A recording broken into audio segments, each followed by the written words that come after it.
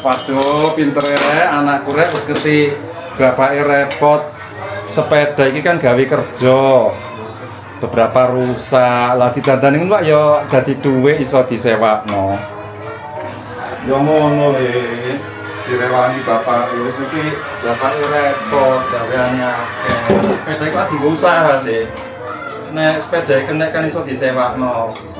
Perlu bantuan ta? Bisa ta? Ngomong. Kerja nopo kayak boleh iki kayak tambah-tambahan. Pak sampean apa ae? Sik nang kono ae rek, mbok iya dewangi ono bojoe masak. Nang mari nang sarapan. Bendino makmu ngomel gak isuk, gak awan, gak bengi sampai kupingku grisien. Gak ngomel ya kena opo sih? Wis nang rono Pak. Ngomel ae karo sing ngawangi. Iya ta Le. Iya, wis rono. Iso ndadani dhewe. Iso. Wis kok marane ya tak nang makmu tak rewangane. Sing gak ngomel gak kesel cangkeme ngono lho. Iya. Ket mau wong wedok bengak gak direken. Diteluk ket mau ndang ngono ta ya opo? Masak sing ora-ora ngene ke mbok diwewangi-wangi. Ora moro-moro dhewe nang dilak ngono iku wong kok penggaweane. Ngono anake lanang. Kok iso sih kok sing dandani kono iku. Apa dek iku mau? Lah, wae sih ket mau tak rungokno bengok gak kesel cangkeme sampean he. Anake kan benerno sepeda. Medine nek gak iso sepeda iku menghasilkan uang iso disewakno, iso digo tambahan tuku lombok, tuku trasi. Ngono lho, kok kaya ono sing katanya penting diomongno barang apa? Penggawean akeh. Mikir ket mabengi perkara sari aku iki, Pak. Atene ngomong. Wis diomongi mau bengi wis ya, leren tekan sakmene. Leren ya apa, Pak? Wong arek njlungup, mambu. Iya tapi ngono kok gak mesti diseneni kaya ngono. Sakno anakmu iku mbok seneni terus. Arek angger dolen mulih diseneni. Dolen wis seneni. Ngene dijarno ta, Pak? Tak, ngene lho. Engko nek arek wis tangi, iki jam piro sih? Jam 12. Lho durung tangi ta? Halah, penggawean jeletak. Wis. Ini mateng. Wis ngene engko arek tangi wis mudhun. Ditakoni api-api. Nakoni pelan-pelan arek iku gak iso dikasar. Yo. Ditakoni pelan-pelan. Kok pelan-pelan sih? Ngono kan arep mbok seneni, takone banter-banter malah brutal. Iso-iso gak nyabani omah tambahan. Wedi karo bisik tetangga. Alah tonggo iku wis gak usah mbok reken. Pokoke sing penting awake itu baik-baik saja ngono lho. Yo. Mak. Mak. Pak Sofi.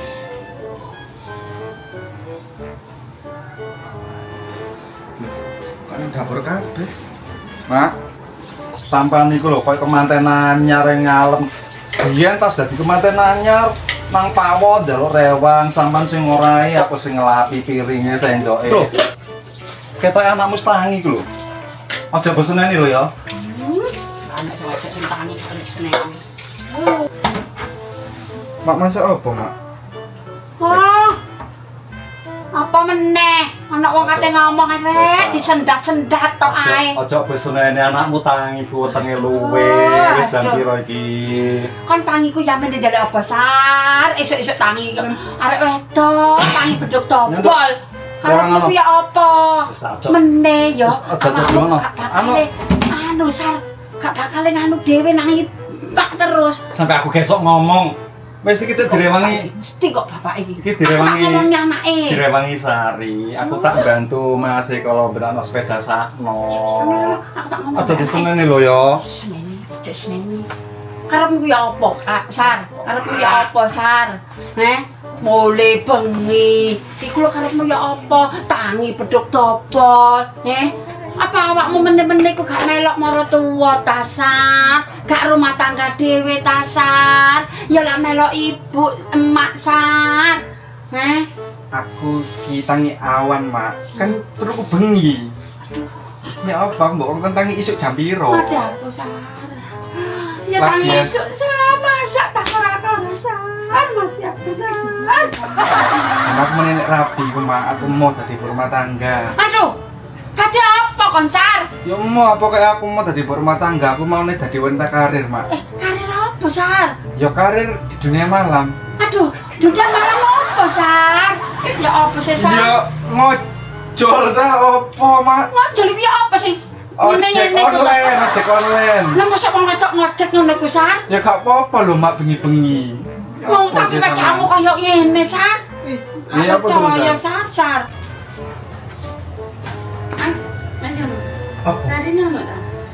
Kate bocah nanti ya. Tak tulis. Berenang di mah bengi wis mbak cak ngluyur mulai jam 1 bengi. Bapak ambek emak yang ngenteni kok lho. Sampai jam 1 mah bengi arek teler mbak apakno. Di kongkon nyusul, kongkon rene, hari saiki ono tegak. Ono nang jero, tapi aja tak dolen ae. Kalau nang jero arek. Wes, aku tak lewat sik. Iya. Misi. Yo. Aku ki lho gak percaya Sar. Ya apa Sar mosok kon niku koyo ngono Sar pacamu Sar. Terus aku mbok kon macak opo, Mak? Ya kan Kan aku wedok ngene mbok kon macak lanang. Ya Loh. gak iso. Makane ngene pacakane. ngene ku. Ya gak mungkin kon kerja apa sih Sar? Sakjane lak metu bengi lho kerja apa? Kok Ngojol, Mak. Aku ngojol nek bengi iku. ngojol ngene ta Sar? Kok Ya gak, mesti pakai ngene ya gak apa-apa ngojol. Sar, Sari. Ngojol. Sar, Oh iya iya. ayo udan. Yanti meneh Yanti ki bilang Yanti nih. Ayo. Aja ngomong ayo mak bengi anakku mau cak nandi. Lho aku sing ngejak iki. Lho lah iya mau cak nandi. Sampai arek kontol jepat, kontolmu jepat. Ceplok, Mak. Ngono iku lho. Lah kanca diseneni to ono ae alasane iku mau. Ayo Sar, budal Sar. Kok sik anakku mau cak nandi mak bengi sing sampai mendem. Ngene ku nanti ngene mah begitu nanti. Karo. Ngono iki sa. Karena aku ngojol iki. Rungokno sik mak ngomong dene ngojol. Tibakno nggone nandi, nggone nandi. Yanti ki melok ngojol pisan. Ngojol apa, Sar? Ojek online. Aduh, nolak. Aku ngojek iki ya ngojek, karo ya ngojek. Ojok ngojek Yan, kon Yan. Ojo dirungokno. Bah gak percaya dhewek ngojol ya wis ya apa sih nak kamar cerita-cerita nak kamar. Udah ngomel gak direken. Wis tak nang kamar Mak sama nangan ngomong. Lah, ora ajar temenan kok arek ngono ku. Sar! Sari! Ana untung ngomong gak direken koyo ngono ku rek. Pun foto ya nang. Kenapa wanang rene iku? Kare mak ngomel. Lho gak bobok, domeli mak engko lek iku ya lek kongkon mulai ya mulai lapo. Gendeng wong gare darah tinggi goblok. Ojo ngomong. Ya wis nak kamar ae. Untuk wong sik. Ah. Hop, di rumah tonggo. Isu wis ngomel. Terus anake modem ngomel, saiki anake wong mbok seneni. Iku anake wong iku. Sari ku lho Pak dituturi. Aku disuruh iki lho, celana. Loh. Aku gak pernah Lah ngajar ta. lah saiki arek nanti. Nang ndukur kok, ngejak Yanti. Wis jano-jano. Ana koncone Ana dhek wah iku lho dituturi api dhek botone koncone ini pengen curhat ngono lho. Apa wong mampu penting ngono kok. Lah aku mau kok krungu dhek katene ndelek sampean kerja ngojol temenan ta iku. Mondol balik Pak. Kok ngondol ngojol. Ngondol. Ngojol gak apa-apa zaman saiki apa yang gak mungkin wedok ki ya iso ngojol tapi sing penting iso njogo awake, njogo kehormatan ngono. Aku nang ndukur ae. Tak rungokno lek sampean gak gelem Nek ngojol iki nek ngojol dhek oleh dhuwit iso memenuhi kebutuhane Aku nang dhewe. aku nang ndukur Bapak. Aduh repot di bojo kaya ngene iki rek bendino ngomel ae. Yang kon pengen tek piro, Cik? Aku sampe teler kono omah. Entek sak krat. Mangkane Tambah gedeng. setengah. Aku sing kate mulai. Aku gak wani nglebokno nang jero, tak tekokno ngarep lawang tok. Aku soalnya wedi diseneni mae. Engko lek nyonten-nyonten mae ya opo? Kau ngerti ya, aku tutup omahe ku drama. Disompeneni aku mbek makku kon gak karo-karuan kon. Dilokno barang kon matamu gak nyawang jam 1 iki. Seneni wis gak karo-karuan. Diomeli aku lah terus tak tinggal ae tak tutupi kupingku ya kan. Kok tangga kau ngerti? Aku tibonjir. Asu kok. Blosor. Dosor, makku bengok-bengok. Sarah! Akhirnya makku munggah. Kok gak sadar si Junjung aku mbek mak Tunjir. Paling nang kono gak dicumi coba ya. Gue gak sadar, Cik, mau dicemok tagak, wong aku enak omahe gelili kok. Mau aku dirempon ya gak ngerti ya. Loh, lah iya ta? Iki piang kelas ini, ya. Kon, simpak ngopi temenan kan? Yanti. Ngono carane enggak. Ngocol, ngondol. Anakku mau urui ngondol. Apa ya, sampai kon wani ya, anu Sar. Sampai wani kon ambek emak. Ya apa arep mesar? Wis gak kon boleh. Iki sik sak ngomong. Wis gak sabalik kon yo, gak sabalik anakku wedok becak angkar-karuan. Pegel aku pendek ngene iki. Jangan emak. Mau gak? Ya. Mau. Terus akhirnya apa?